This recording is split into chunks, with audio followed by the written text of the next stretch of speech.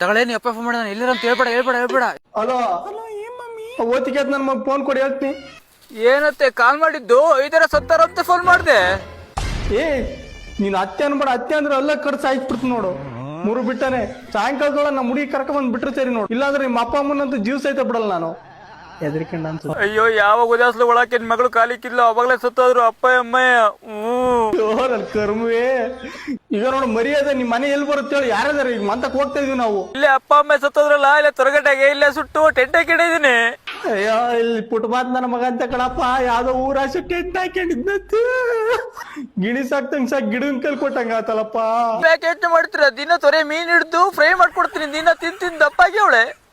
ಲಂಗಡ ನನ್ ಮಗನೇ, ನಿನಗೆ ಒಟ್ಟಿಗಿಟ್ಟಿಲ್ಲ, ಅವಳನ್ನೆಲ್ಲ ಸಾಕ್ತೀನಿ ನೀನು. ನೋಡೋ ಮರ್ಯಾದೆಗೆ ಎಲ್ಲ ಇದ್ರಿ ಹೇಳ್ರಿ ಈಗ. ಹಂಗೆಲ್ಲ ಗೊತ್ತಾಗಲ್ಲತ್ತೆ. 3 ದಾರಿ ಹತ್ರ ಕರ್ಕೊಂಡ್ ಬಂದು ಇಲ್ಲಿ ಕವಲಕ್ ಬಿಟ್ಟಾಗವ್ನೆ. ಅದೇನ್ ಗಂಡ್ಸ ಅಂತ ಹುಟ್ಟಿದ್ದು ಅದಾತ ಕಳಿಸ್ತಾರಲ್ಲ ಲೊಕೇಶನ್. ಯಾವ ಲೊಕೇಶಿ? ಮೊಬೈಲ್ ಎಲ್ಲ ಇದ್ವು ಅಂತ ಕಳ್ಸು. ಅಯ್ಯೋ ಇಲ್ಲಿ ನೆಟ್ ಸಿಗಲ್ಲ ತೊರಗಟ್ಟೆಗೆ.